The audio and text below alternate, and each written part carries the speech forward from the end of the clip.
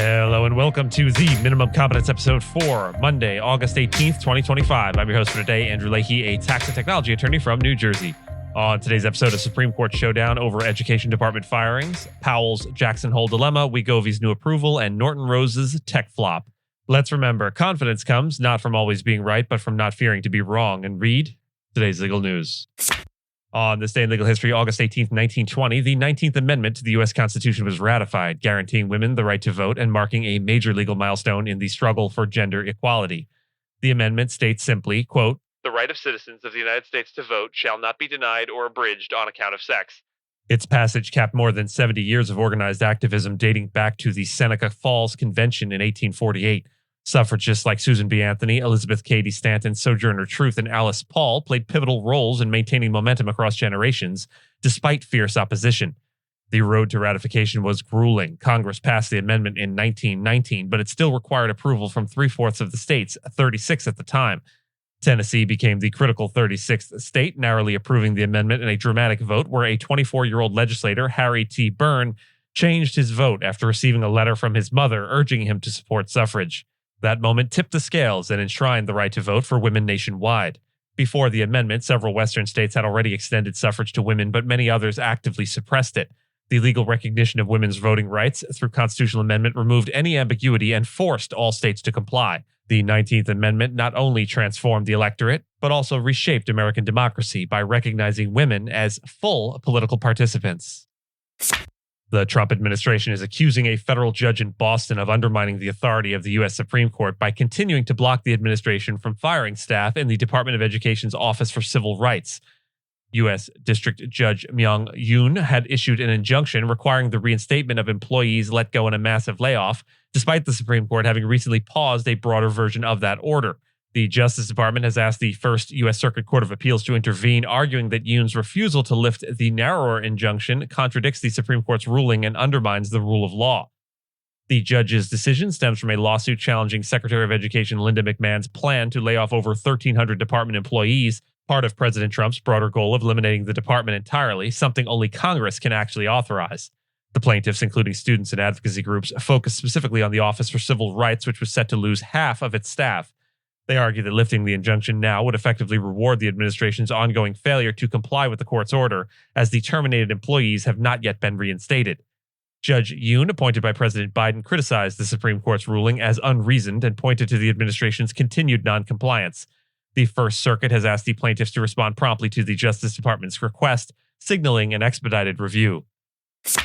Federal Reserve Chair Jerome Powell is preparing for what may be his final speech at the annual Jackson Hole Conference, facing a complicated economic picture that challenges his data-driven policy approach. In past years, Powell used the conference to pledge aggressive action against inflation and later to support the labor market. Now, with inflation still above target and signs of economic slowdown emerging, Powell must decide whether to prioritize price stability or job preservation. The Trump administration and many investors expect interest rate cuts at the Fed's September meeting, but Powell's messaging, how he frames future actions, may matter more than the decision itself. Internally, Fed officials are split. Some want to move quickly to protect jobs, while others want to wait for clearer evidence that inflation won't rebound. Powell has previously styled himself after past Fed chairs like Paul Volcker and Alan Greenspan, with Volcker's inflation-fighting resolve and Greenspan's forward-looking leniency both offering competing models. Recent economic data has sent mixed signals. Revised job growth numbers were lower than initially reported, supporting arguments for easing monetary policy, but inflation has edged up again. Trump's bananas tariff policies add further uncertainty, though their economic impact has so far been less severe than feared. With the economy growing slowly and inflation still above the Fed's 2% target, Powell must decide whether to stay the course, cut rates cautiously, or begin a broader shift.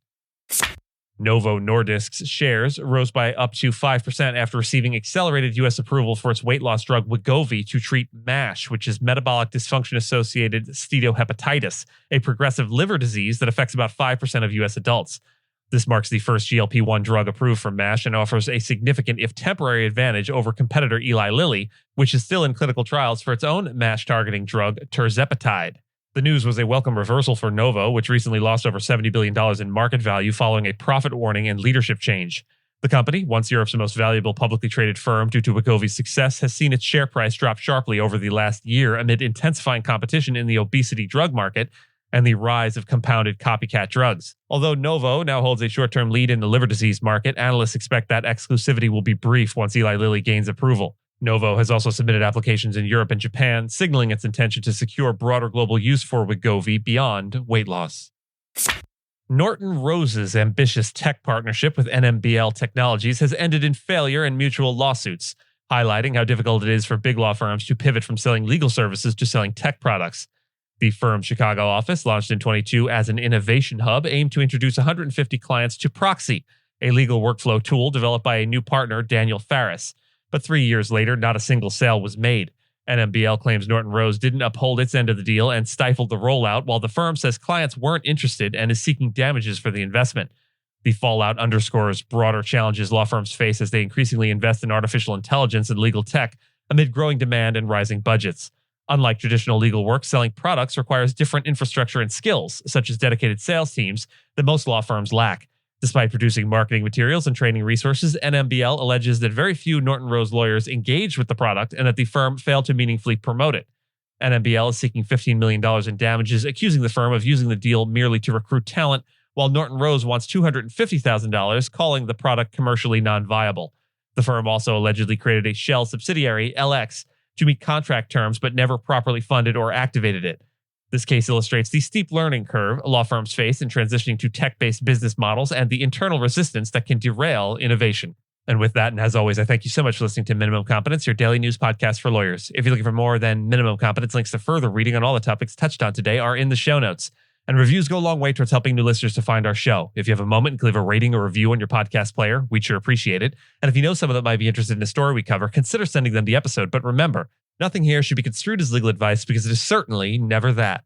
Minimum Competence is available at minimumcomp.com and wherever it is you get your finely crafted podcasts. If you haven't checked out the website in a while, give it a look. There are complete transcripts and resources for each episode and its corresponding segments, as well as an opportunity to receive new episodes in email, newsletter, form.